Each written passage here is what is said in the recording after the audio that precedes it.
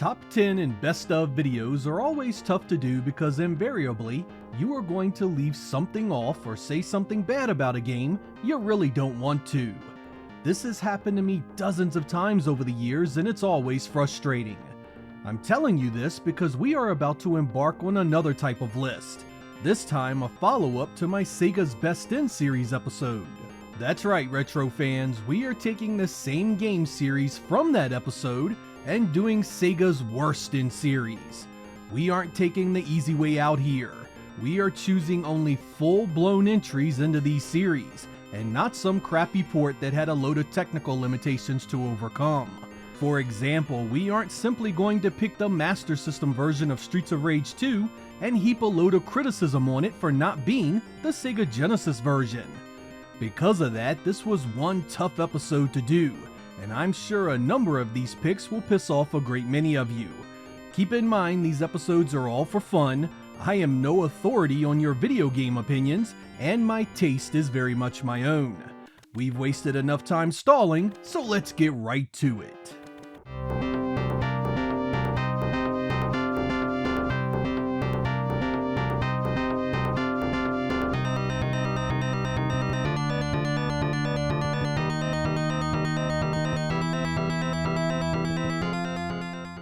Back in 2003, Sega released a polygonal remake of Golden Axe in the Sega Ages 2500 line of titles, and it is easily the worst of the Golden Axe series.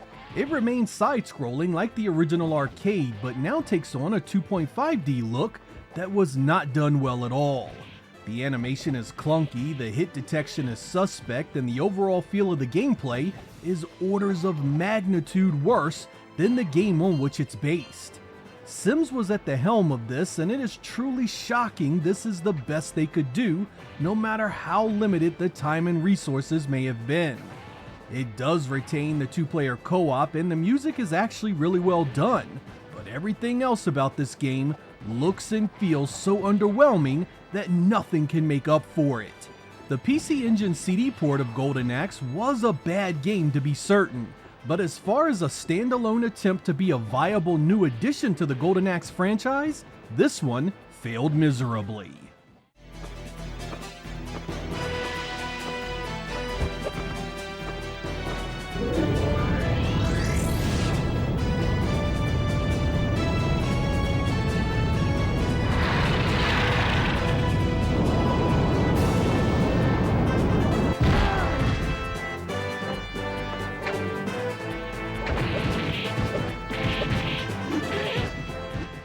Our next game series is one that will no doubt cause some debate, because the worst Streets of Rage game for me was the US release of Part 3.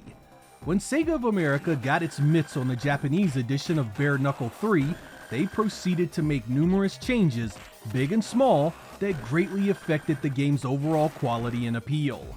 It began with little things like color choices on the main characters, and then moved up to a completely different story. Censorship, making the difficulty much harder, and then not allowing you to complete the game on the easy setting. That's a pretty aggressive summary of everything that was done wrong in the Western release, but suffice to say, the original Japanese experience is almost completely lost here. Once you add in the soundtrack that was divisive, this is easily the most contested and controversial entry into the franchise, even beyond the likes of the fourth installment. It's really important that you understand I do not consider Streets of Rage 3 a bad game, because it's not. The gameplay is still a great evolution of what began in the first two, but in the grand scheme of this great series, the English localization of 3 made many mistakes, and it's by far our weakest entry.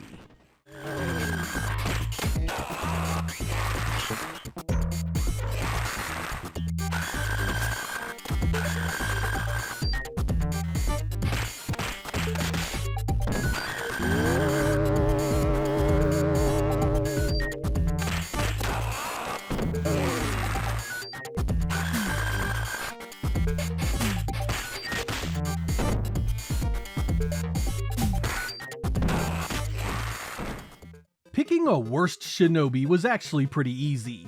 The Cyber Shinobi was released in 1991 as a direct sequel to the first game, now set many years into the future. There was no reason this couldn't have been a fantastic sequel, but the folks at Sega R&D 2 just couldn't let it happen. It starts with the poorly running graphics. It just isn't animated poorly, but feels like it's running at a really low frame rate. This impacts the gameplay heavily, making all your moves seem to be a second behind what you are actually seeing on the screen. Couple that with a HUD that is entirely too large and a stage design that doesn't do it any favors. If you looked at this game as a standalone release, you could probably make some excuses for it, but its namesake demands accountability. This is a Shinobi title, and it's not a good one. A misfire that not just deprived us of something better, but maybe even displaced the Master System version of the Game Gear Shinobi.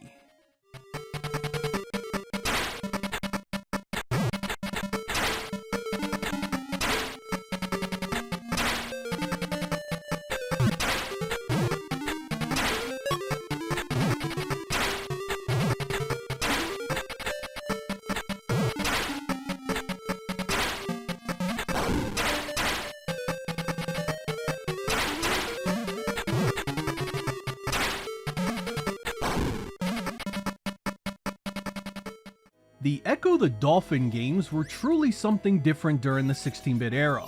The series was initially developed by Novotrade, but thanks to being absent during the 32-bit generation entirely, Appaloosa Interactive took over the duties in the 2000s with Ecco the Dolphin Defender of the Future. The Sega Dreamcast release wasn't a bad game at all, especially when it came to control and the outstanding visuals, but the shift in story, tone, and introduction of 3D environments really made this take on a completely different feel from the games that started the series. It takes place hundreds of years into the future, where man and dolphins have become a spacefaring team that have developed an advanced civilization together. Of course, there's an alien that covets everything they possess, including the Earth itself. Yeah, it's a pretty damn poor direction considering where the series started, but the real problem here is the level design and objectives. Each new area presents a list of things you need to do to access the next stage, but where you go and what to do is always a battle that frustrates instead of engages you. There's always been an element of that in these games, but in this one, it's to the point where you just want to pull your hair out just a few stages in. Not only is finding what to do an issue, but once you do understand the mission, it's often some mundane talk, fetch, or escort nonsense that fails to add any real spark of intensity to how serious the threat really is, at least for a very large portion of the content. It leaves us with a solid playing and good-looking game that fails to hook you for the long term. Considering this was technically the fourth entry into the series, that just wasn't good enough.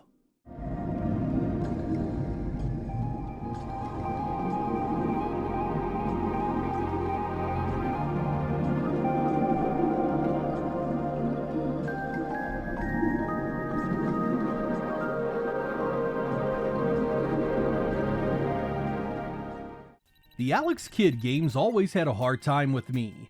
I never cared for how they looked or played, but the series in general was a masterpiece compared to its poorest entry, Alex Kidd BMX Trials. This was point-blank garbage created to help sell the paddle controller in Japan. It can't be played with a regular controller, and if I'm being honest, doesn't play all that well with the paddle.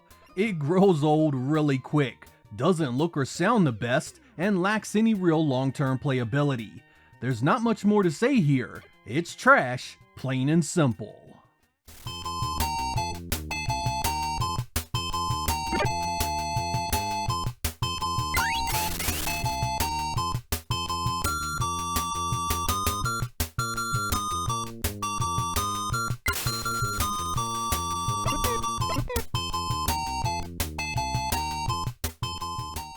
The Afterburner games were mostly composed of intense, visceral experiences that captured the thrill of 1980s aviation quite well. A few of these fell flat, but none of them crashed harder than 1995's Sky Target. This was released in the arcade on Sega's Model 2 technology, and it just never did anything for me. Developed by the usually excellent Sega AM1, it feels really slow, The visuals are terribly ugly, and I thought the music was lacking compared to the other games in the series. This was all a surprise, especially the graphics part. The Model 2 was usually great in this area, but here the models are poorly done, the texture work is below average, and the way it moves feels less than ideal. That actually ties directly to the gameplay because 3/4 of the Afterburner experience was speed, intensity, and the feel. Take that away or mess with it, and the end result is what you get here. The Saturn port of this is even worse, but it started right here with the arcade original.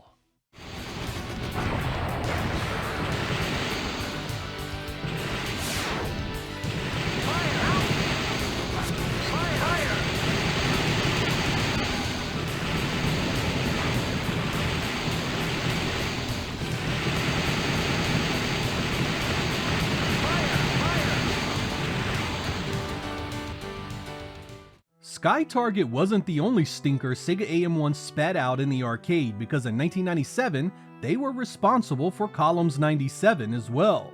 This originally showed up on the STV Titan hardware, a continuation of the Columns series that had made some great advances over the years.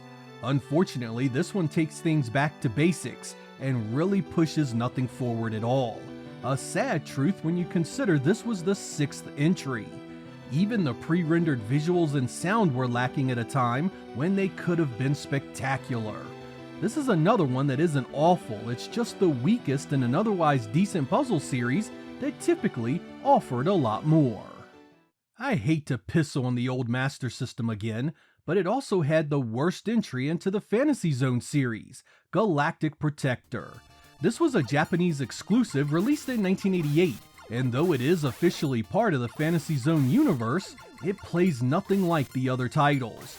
This was another abomination built around the paddle controller, where you must use Opa Opa to defend different planets. This shouldn't have been an issue, but the gameplay has Opa Opa stuck to only circling the planet he is fighting to defend.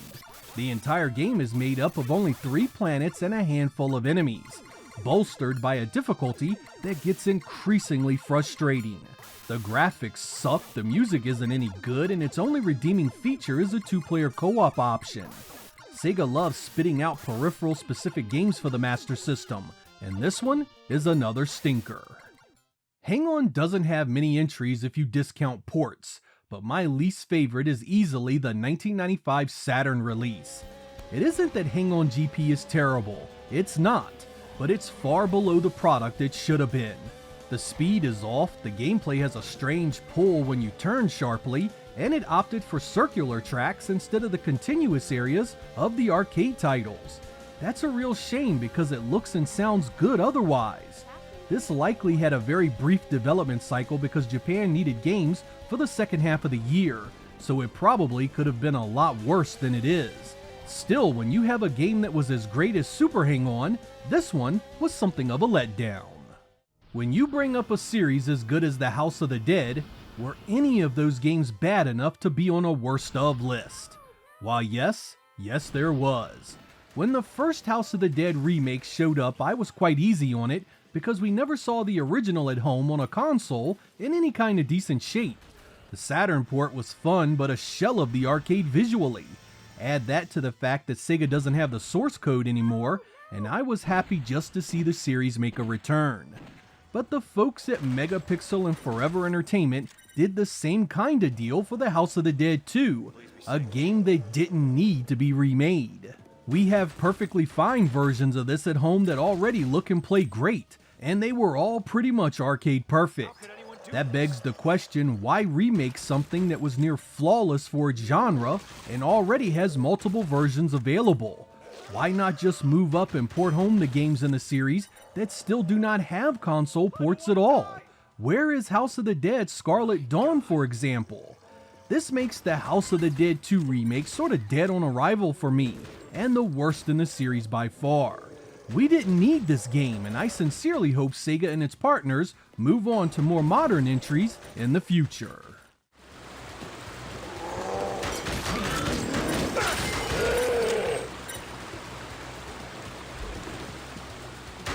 Jay's bloodstains.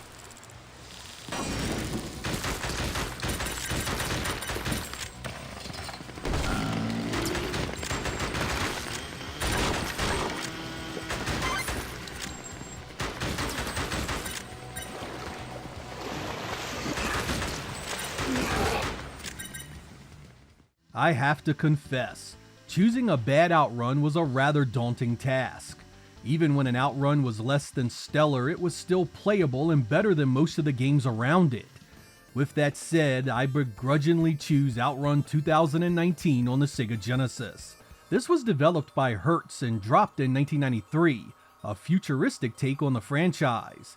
It still has many of the elements that made the original so much fun, and in my opinion, it's far from terrible. There are branching paths, other cars as obstacles, a very decent forward-scrolling racing engine, and it has a musical selection that isn't off-putting. It also adds a lot of new stuff like jumps, tons of tracks with multiple paths within the same area, and power boosts. It kind of feels a bit like Taito's Night Striker without the flying combat and a lot more locations. It's far from the worst racing game on the Genesis, but when you have a legacy like OutRun, you have to be on your A game. I still recommend it though. The mechanics aren't anything special, but the locations and variety still make it worth a look.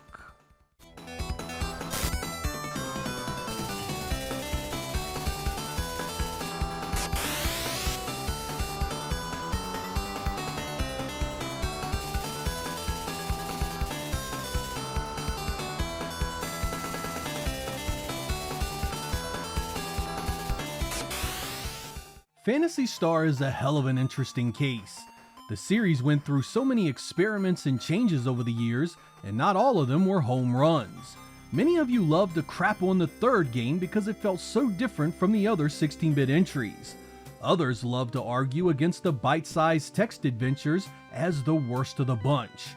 I have always maintained it's the Game Gear games that were the worst, and 1992's Phantasy Star Gaiden is easily the largest offender of the two available. Sega employed Japan's system supply to make this, and it's a grind fest start to finish. Minimal story, hours of endless random battles, enemies that can kill you on the first fight, and little else to keep you coming back for more. I have a disdain for random battles in general, and when it's at this difficulty, for this long, and mandatory to advance the story, it just all falls apart immediately. It's barely connected to the other games, and the story is little more than another boogeyman about to reawaken and do some very bad things. There's no excuse for it either. The original Phantasy Star was an 8-bit RPG and was quite grindy itself, but at least you had a solid story around it, an exploration that sees a number of different areas and provides a lot of variety. Phantasy Star Gaiden has none of these things, and you'll be wandering around looking for it for hours before you realize it's a lost cause. There's a reason it was a Japanese-only release, though there are fan translations available today.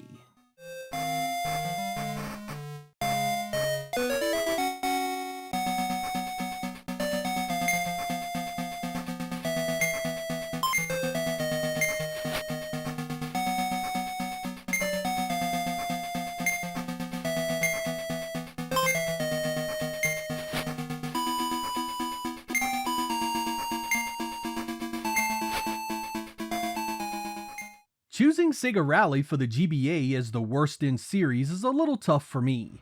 I was happy to see it at its initial release and was hoping it was the early building blocks to a resurrection for the franchise to other platforms. Sega jointly developed it with DICE Creative, and it was a valiant effort to bring the arcade series home intact. Unfortunately, the GBA hardware just wasn't up to the task. The pixelated environments, the paperweight gameplay, it just doesn't feel anything like you want it to. It's kind of a mix between the first and second Sega Rally arcade games with a new set of cars, so it's very much its own thing, and should not be dismissed as a lackluster port. It was released in 2002 when Sega was starting its third-party journey, but I feel that they would have been better off doing this for the Xbox, where they really could have done something special. You have to admire the courage to create this for such modest hardware, but the end result is definitely not up there with the rest in the series.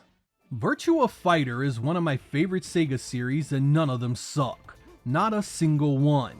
You can try and critique those two-dimensional releases, but even those play better than they have any right to. It'd be easy to focus there, but I'm going to throw you a curveball here and name Virtua Fighter Kids as the weakest entry. Things aren't terrible here. The visuals are actually quite eye-catching, the music is great, and most of the gameplay feels like Virtua Fighter 2. So why is it here then? Because it was completely unnecessary. Virtua Fighter 2 on the Saturn was already a winner. It was a monster of a conversion that looked, ran, and played about as incredible as any of us could have hoped for. Why did we need a cutesy version of it? These resources could have been used in so many better ways, especially in 1996 while the Saturn still had a fighting chance. Sega could have made a Sonic the Fighters All-Stars with this engine. It was so pretty, loaded it with characters from all their classic IPs, and it would have been welcomed so much more than this. Instead, we got Virtua Fighter Kids. Nobody cared, and it slipped away with nary a whimper.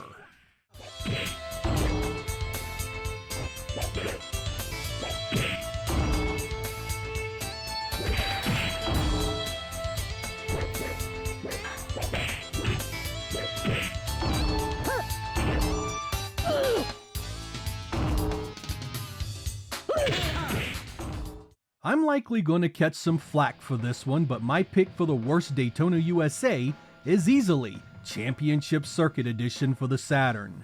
Developed by Sega CS2, this was supposed to be the remixed vindication that the Saturn could have done that first game so much better.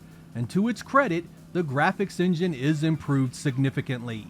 You get a much higher frame rate, improved draw distance, better texture work, and there's more content. But as they say, it's the gameplay that matters, and this simply fails to live up to the original. It's not that it's bad, it just doesn't feel like Daytona USA. You can adjust to this, and I'm sure many people have found it quite playable. I went into this looking for Daytona USA with better graphics, but it just wasn't the same. The drifting is different, the grip is different, the braking is different, the entire physics model is different. You'll take every twist and turn differently than you did in the Saturn original. Does that make this a bad game? No, it doesn't, but it does make it the least likable in the series. Great, your time has been extended.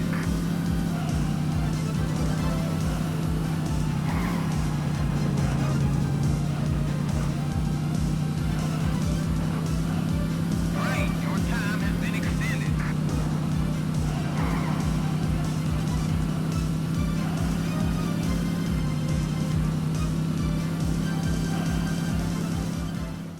Picking a worst Sonic the Hedgehog game covered a hell of a lot of stuff. Between the mainline titles and the spin-offs, we are talking a lot of software here. And for that reason, we have ourselves a tie in this category. First up is Sonic Boom: Rise of Lyric. This turd can be labeled a ton of adjectives.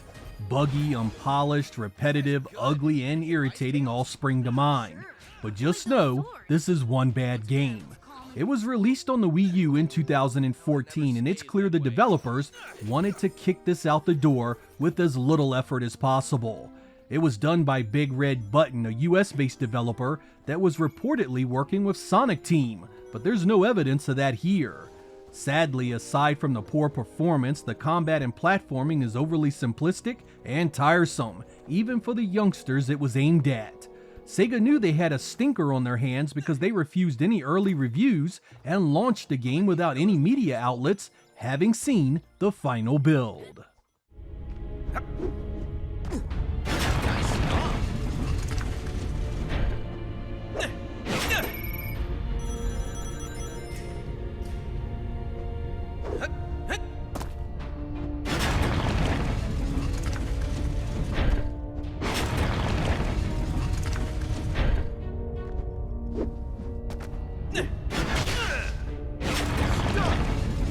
This wall can be broken.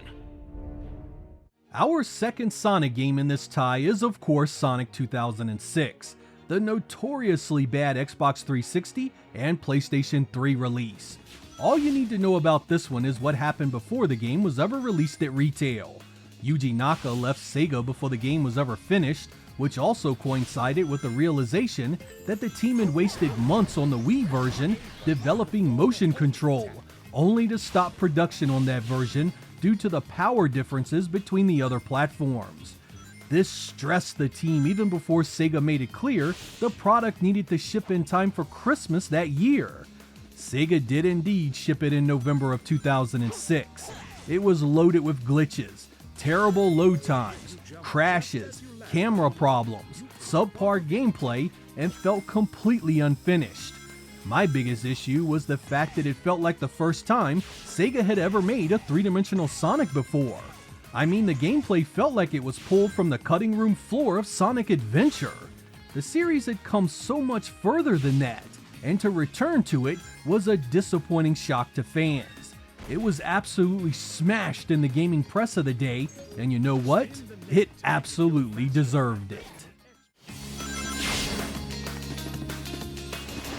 Whoa, that's a big one.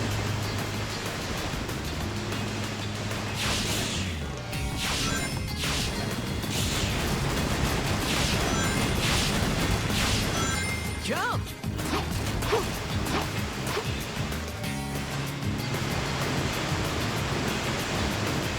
Tails, go ahead and push the gate switch so he doesn't get out. There we go, my look at the worst in series for a number of Sega properties. Like my best of episode, we can certainly do another one of these so we can expand to even more of your favorite IPs. Or not so favorite in this case. It goes without saying that not every game here is actually bad, it's just that it's the lesser among better experiences. I'm sure many of you have enjoyed a number of these, and I can't say I blame you, because a few of these I'm fond of myself. If you'd like to see more of this kind of content, please let me know in the comments, and we'll get another one drawn up for your enjoyment. I'm Sega Lord X. Thank you guys for watching, and I will catch you next time.